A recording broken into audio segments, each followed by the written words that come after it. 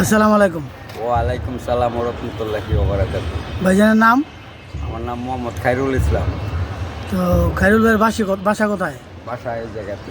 তো ভোট দেন না কত বছর? ভোট দেয় না প্রায় দীর্ঘ 16-17 বছর যাবত। তো এবার কি ভোট দিবেন?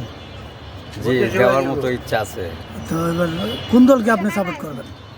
আমি সাপোর্ট করি, মনে করেন যে একজন নিষ্ঠাবান, ঠিক আছে, নিষ্ঠাবান যে মনে করেন যে দেশটাকে সুন্দরভাবে চলাইতে পারবে, এরকম একটা দলই আশা করি, ঠিক আছে। আমি এরকম একজন মানুষ পাইলে আমি তাকে ভোট দিতে চাই। এখন তো দল তো জামাত ইসলাম আছে, বিএনপি আছে, নতুন দল গঠন করছে এনসিপি।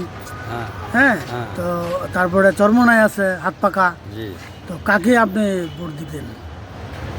আমি এখনো এটা ডিসাইড করতে পারি নাই, কারণ মনে করেন যে আমার দেখতে হবে, জানতে হবে, বুঝতে হবে যে কোন দল মনে করেন যে ভালো হবে, বুঝছেন। মানে এখনো বুঝ পরামর্শ করেন নাই? না, এখনো বুঝ পরামর্শ করি নাই।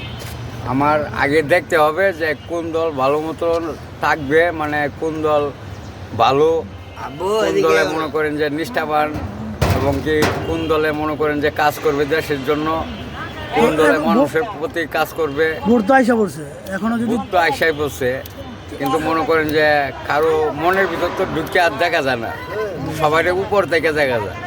হ্যাঁ, উপর থেকে সবাইকেই ভালো দেখা যায়, কিন্তু ভিতরে তার কি আছে এটা আমরা কেউ কইতে পারি না। আচ্ছা, ঠিক আছে। এখন মনে করেন যে আমরা চাই এরকম একজন সরকার, যে সরকারে মনে করেন যেন আমাদের দেশটাকে সুন্দর মনোরম পরিবেশে চলায় নিবে। কি করেন আপনি? আমি এই যে একটা পান সিগারেটের দোকানদারি করতেছি। ও, ঠিক আছে। আমি মনে করেন